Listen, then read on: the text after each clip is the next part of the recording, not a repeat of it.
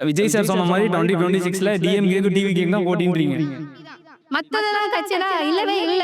எவ்வளவோ நடக்குது அரசியல்ல. இந்த ஒரு வார்த்தை தான் பார்க்க வேண்டியது இருக்கு. அதுக்கு மேல பார்க்க வேண்டிய விஷயங்கள் எவ்வளவோ இருக்கு. கவனிக்க வேண்டிய விஷயங்கள் எவ்வளவோ இருக்கு. கொஞ்சம் அட்ரஸ் பண்ணிருக்கலாம். அத பத்தி எதுவுமே பண்ணாம அங்கிள் அப்படின்னு சொல்லி அது மெயினா பண்ணிட்டாரு. இது எதுவும் பண்ணல. விஜய் பக்கம் பார்க்க இருக்கிற கூட்டத்துல பார்த்தா நான் ஒருத்தனா இருந்தேன்.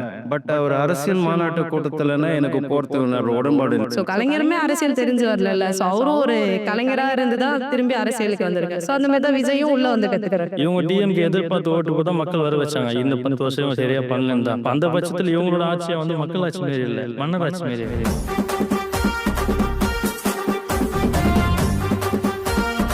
டிவிகே மாநாடு பார்த்தீங்களா? பார்த்தேன். நீங்க பார்த்தீங்க.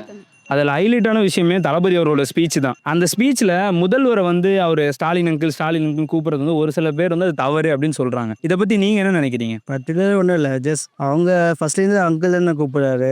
மேபி அதை அவர் சொல்லியிருக்கலாம். ஆனால் தட் வே ஆஃப் கைண்ட் தான் கெட்டிங் மாதிரி தான் இருக்குது.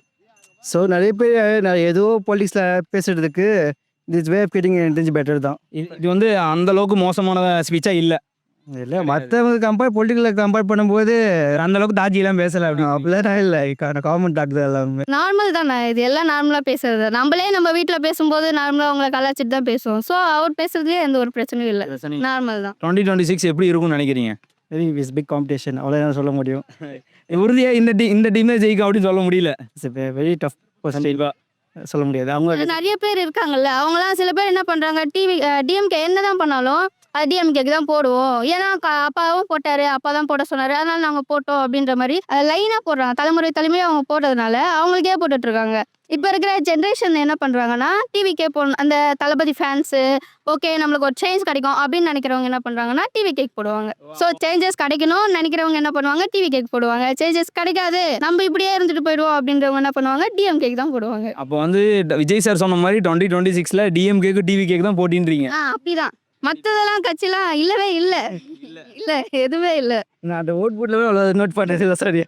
சரி ஓகே. ஆனால் இப்போ கரண்ட் இஷ்யூஸ்னால தான் ஒரு மாற்றத்தை விரும்புறாங்கன்னு சொல்றீங்க. ஆனால் விஜய் சார் அவரோட ஸ்பீச்சில் இப்போ கரண்ட் இஷ்யூஸ் எதுவுமே பேசலையே, அது ஒரு மக்களுக்கு ஒரு ஏமாற்றம் அப்படின்னு ஒரு சில பேர் நினைக்கிறாங்க. நீங்க என்ன நினைக்கிறீங்க? வந்ததுக்கு அப்புறம் நம்ம பேசிக்கலாம் அப்படின்னு சொல்லிட்டு கூட விட்டுருக்கலாம்ல. நம்ம ஆட்சிக்கு வந்தோடனே நம்ம என்னென்ன பண்ணுவோம்னு சொல்லிட்டு நம்ம ஆட்சியில காட்டலாம்னு சொல்லிட்டு நினைக்கலாம்ல. இப்பயே நம்ம பேசிட்டோம்னா அதுக்கப்புறம் வரலன்னு வச்சு யோசிக்க முடியாதுல்ல. நிறைய பேர் கொள்கை சொல்றாங்க நாங்க இதெல்லாம் பண்ணுவோம்னு, ஆனா பண்றாங்களா? இல்ல. சோ அதனால இப்ப என்ன பண்றாங்க, நம்ம வருவோம் ஃபர்ஸ்ட் வந்ததுக்கு அப்புறம் எந்தெந்த இது அப்படின்னு சொல்லிட்டு அவங்க சொல்லுவாங்கல்ல. அப்ப சொல்ல வேண்டாம், செயல்ல காமிக்கலாம்ன்றாங்க. காமிக்கலாம் அப்படின்னு கூட சொல்லலாம்ல, அந்த மாதிரி பண்ணலாம்ல. டிவிக்கு இப்ப நடந்த மாநாடு நீங்க பாத்தீங்களா? பார்த்தேன். நீங்க என்ன எதிர்பார்த்து பாத்தீங்க, ஆனா என்ன வந்தது அதுல? ஆக்சுவலி நான் ஒரு 1 டே டிலேவா தான் பார்த்தேன். பிகாஸ் நான் வந்து ஷாப்பிங் போயிட்டு இருந்தேன். போற வழியில பஸ்ல இருந்து அண்ட் எல்லா பக்கமுமே பார்த்தா ஏதோ ஐபிஎல் மாதிரி மாறிடுச்சு. எல்லாருமே ரொம்ப எந்துவா பார்த்துட்டு இருந்தாங்க. என்னடா அப்படி அப்படின்னு சொல்லிட்டு சரி இதை பார்த்து அப்படின்னு காலையில் எழுந்திரிச்சோடனே ஃபர்ஸ்ட் ப்ரஷ் பண்ணதுக்கு முன்னாடி பார்த்த வீடியோவே வந்து டிவிக்கேவோட அந்த ஸ்பீச் தான். சினிமாவில் இருக்கும்போது பார்த்த விதமே வேற, அண்ட் இப்போ அவங்க பொலிட்டிக்கல் என்ட்ரி ஆனதுக்கு அப்புறமா நம்ம பார்க்குற விதமே சுத்தமாக வேற. ஒரு மாதிரி ரொம்ப ரெஸ்பெக்டாக இருந்தது. சரி வந்தால் நல்லா இருக்குமே அப்படிங்கிற மாதிரி. இப்போ வரைக்கும் நான் ஓட்டே போட்டதில்லை ஃப்ராங்காக சொல்லணும்னா. ஆனால் இப்போ எனக்கு உண்மையாக சொல்லணும்னா ஓட் போடணும் அப்படின்னு தோணுது. போட்டா விஜய்க்கு தான் போடணும் கண்டிப்பாக. பட் ஆனால் இப்போ அதில் வந்து அந்த மாநாட்டில் வந்து இப்போ இருக்க சிஎம் பார்த்து வந்து ஸ்டாலின் அங்கிள் அப்படிலாம் சில சொல்லியிருந்தாங்க. அதை உங்களுக்கு பார்க்கும்போது கேட்கும்போது உங்களுக்கு என்ன தோணுச்சு? ஜஸ்ட் அவர் கேஷுவலாக பேசியிருக்காரு, ரொம்ப நேச்சுரலாக பேசியிருக்காரு. அதை வந்து நம்ம ரொம்ப கான்ட்ரோவாக எடுத்துகிட்டு போக வேண்டாம் அப்படின்னு தான் நான் பர்சனலாக சொல்லுவேன். பிகாஸ் வந்து எவ்வளவோ நடக்குது அரசியல்ல. இந்த ஒரு வார்த்தை தான் பார்க்க வேண்டியது இருக்கு, அதுக்கும் மேலே பார்க்க வேண்டிய விஷயங்கள் எவ்வளவோ இருக்கு, கவனிக்க வேண்டிய விஷயங்கள் எவ்வளவோ இருக்கு. லைக் நான் இப்போ என்ன கேட்குறேன்னா, வேற யாராவது கட்சியை ஆரம்பிச்சாங்கன்னா இந்த அளவுக்கான சப்போர்ட் வேற யாருக்கு கிடைச்சிருக்கும்? இப்போ சப்போர்ட் இருக்கும்போது அவங்க என்ன சொல்றாங்க, மக்களுக்கு இறங்கி எதனா பேசுறாங்களா? இப்போ நடக்கிற ப்ராப்ளம், இப்போ ஆன்வ கொலை அதெல்லாம் நிறைய நடக்குது. ஸோ அதை பற்றிலாம் எதுவுமே பேசல அப்படின்னு சொல்றாங்க. மாநாட்டில் எதுவுமே பேசல. ஏன் பேசலன்னு நினைக்கிறீங்க? இப்போ நம்ம அதை பேசிட்டா லைக் ரூலிங் கட்சி வந்து அதை எடுத்து அவங்களுக்கு அதை இம்ப்ளிமெண்ட் பண்ணிப்பாங்க அண்ட் அதை அவங்க சாதகமாக மாற்றிப்பாங்க, ரைட்? ஸோ வந்து அவங்க எப்போ வந்து ரூலிங்க்கு வருவாங்களோ அதெல்லாம் வராமல் ப்ரிவென்ட் பண்ணுங்கிறது தான் அவங்களோட ஐடியாலஜியாக இருக்குமோ அப்படின்னு நான் பர்சனலாக. இதுவே வந்து ஒரு பொலிட்டிக்கல் ஸ்ட்ராட்டஜியாக தான் இருக்கும் நான் நினைக்கிறேன். டிவிகே மாநாடு பாத்தீங்களா? பார்த்தேன். அதுல பெரிய ஹைலைட்டான விஷயமே விஜய் அவர்களோட ஸ்பீச் தான். அதுல வந்து அவர் வந்து எங்கள் அண்ணன் கேப்டன் விஜயகாந்த் சொல்லியிருப்பாரு. அது வந்து அவர் கேப்டன் ஃபேன்ஸை கவரத்துக்காக பேசியிருக்காரா இல்ல அதுவும் மனசுல இருந்தா பேசியிருக்காரா? மோஸ்ட்லி கவரத்துக்காக தான்.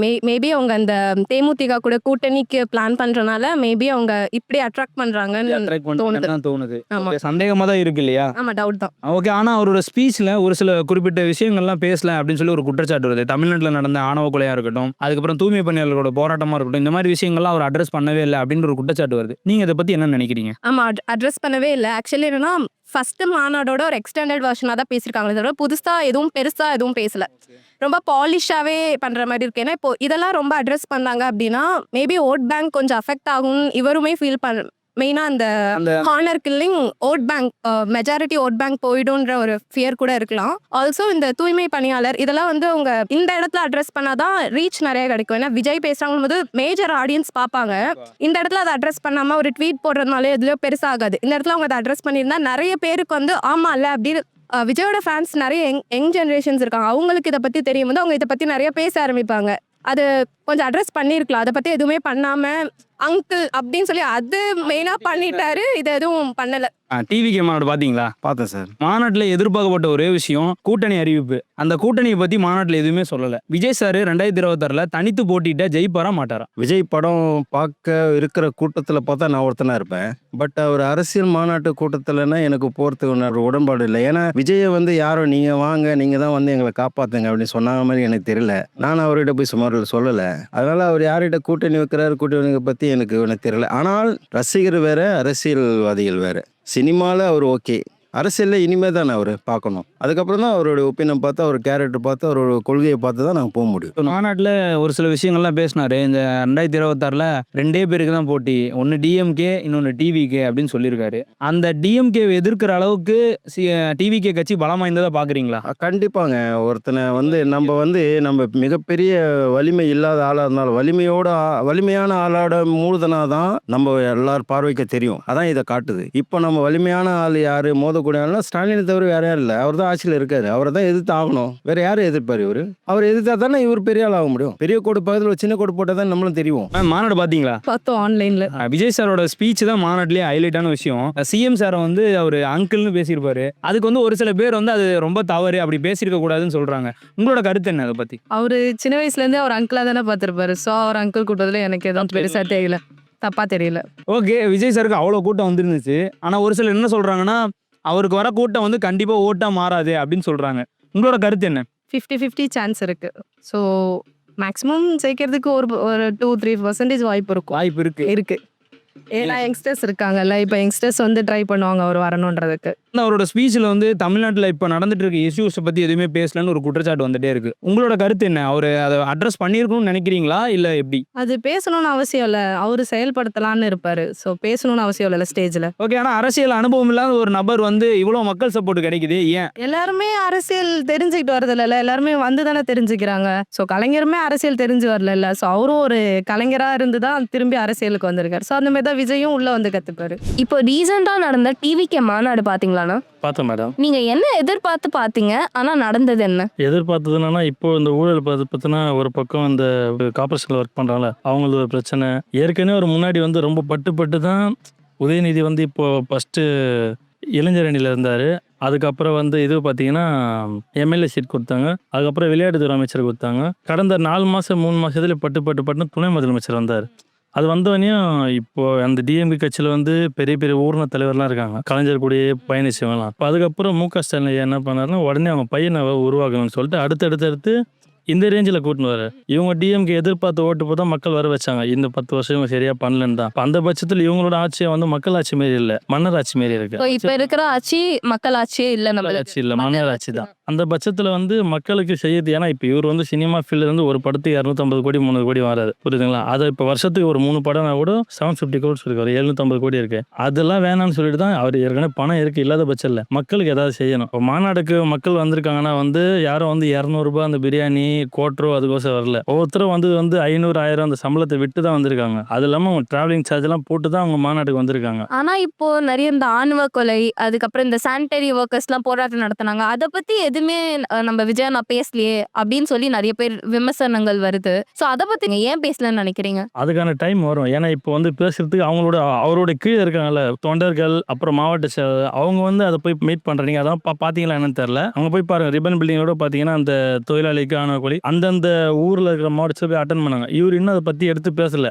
அதுக்கான நேரம் வரும்போது அந்த ஸ்பீச் எடுப்பாரு. அக்கா, டிவிகே மாநாடு சமீபத்தில் மதுரையில் நடந்துச்சுல, பாத்தீங்களா? பார்த்தேன். அந்த அனௌன்ஸ்மெண்ட் வந்துச்சுல, மதுரையில 2வது மாநில மாநாடு நடக்க போகுதுன்ட்டு. அப்போ உங்க ரியாக்ஷன் எப்படி இருந்துச்சு? எப்படியாவது விஜய் சார் நேர்ல போய் பார்க்கணும்னு ஆசை தான். இருந்துச்சு.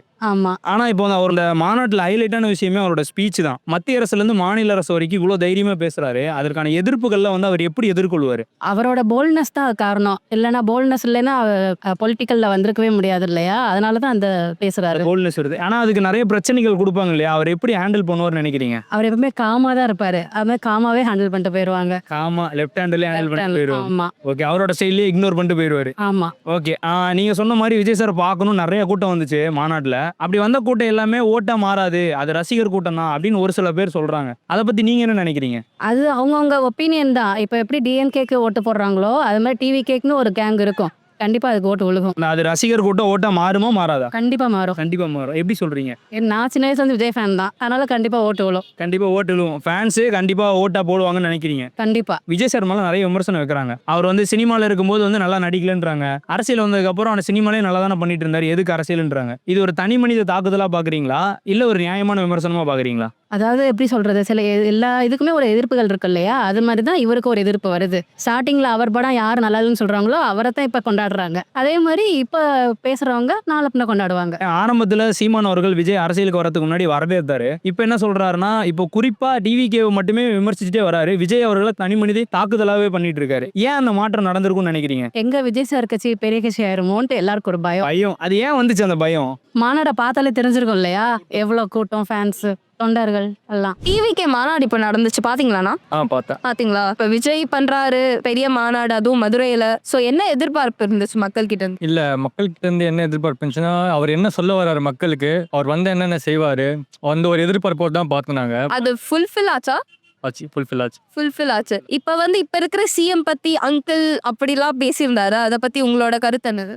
எனக்கு தெரிஞ்சு அதான் தேவையில்லாத டாபிக். எனக்கு தெரிஞ்சு அது வந்து அவரை வந்து இது பண்ணிக்கலாம். மற்றவங்க பத்தி விமர்சனம் பண்ணாம அவர் என்ன பண்ண போறாரோ அதை மட்டும் சொல்லிருக்கலாம் அவரு. இப்ப நிறைய பிரச்சனைகள்லாம் போகுது இல்லைன்னா, அதை பத்திலாம் விஜயா நான் பேசுறது இல்ல அப்படின்னு நிறைய பேர் சொல்றாங்க. இப்போ ஃபார் எக்ஸாம்பிள் இந்த ஆணவ கொலை அதெல்லாம் நிறைய நடக்குது. அண்ட் சானிட்டரி பீப்புள் வந்து ப்ரொட்டஸ்ட்லாம் பண்ணாங்க, செஞ்சாங்க. இதை பத்தியெல்லாம் அந்த மேடையில ஏன் பேசலன்னு நினைக்கிறீங்க? அதுதான் மேபி அந்த அங்கிள் சொல்றதுனால அதை பேச மறந்துட்டாருன்னு தெரியல எனக்கு. சோ அங்கிள் பேசுறதுனால அந்த பாயிண்ட யோசிச்சு இந்த பாயிண்ட மறந்துருப்பாரு அப்படின்னு சொல்றீங்களா? இப்ப நிறைய கூட்டம் அங்க இருந்துச்சுன்னா எல்லாமே ஓட்டா மாற ஒரு வாய்ப்பு இருக்கா இல்லையா? இல்ல விஜய் ஒரு ரசிகரா தான் போயிருப்பாங்களா, இல்ல ஓட்டா ஒரு அரசியலா பார்த்து போயிருப்பாங்களா? எனக்கு தெரிஞ்சு அவங்க ரசிகர்களாக தான் போயிருக்காங்க. ரசிகர்களாக தான் போயிட்டு அவர் வந்து வர வைக்கணும்னு நினைக்கிறாங்க. தெரிஞ்சது ஓட்டு அங்க இருக்க மக்கள் வந்து ஓட்டா மாற கண்டிப்பா 100% சான்சஸ் இருக்கு அங்க இருக்கிற மக்கள். மக்கள் ஏன் விஜய் அவர்களை இவ்வளவு நம்புறாங்கன்னு நினைக்கிறீங்க? இவ்வளவு ஹைப் எதுக்குன்னு நினைக்கிறீங்க? ஏன்னா அவர் வந்து இண்டஸ்ட்ரி ஃபிலிம்ல நல்லா பண்ணிட்டாரு. அவர் நல்லா பண்ணிட்டாரு, நல்லா பண்ணியிருக்காரு. அதனால வந்து அவர் நிறைய ஃபேன்ஸ் இருக்கனால இவர் வரணும் சொல்லி மக்கள் எதிர்பார்க்குறாங்க. 2026ல உங்க ஆதரவு யாருக்கு? டிவிகே. உங்களுக்கு அந்த டிவிக்கே தான். நான் விஜய்க்கு தான் போடுவேன். விஜய்க்கு தான் ஓட்டு உங்களுது. ஏன்னா அவர் எங்க அண்ணன் வரும்போது எங்க அண்ணன் தானே ஓட்டு போட முடியல. நான் ஒரு விஜய் ஃபேன். கண்டிப்பா நான் விஜய் கோட் போடுவேன். விஜய் ஜெயிக்கணும் தான் ஆசைப்படுவேன்.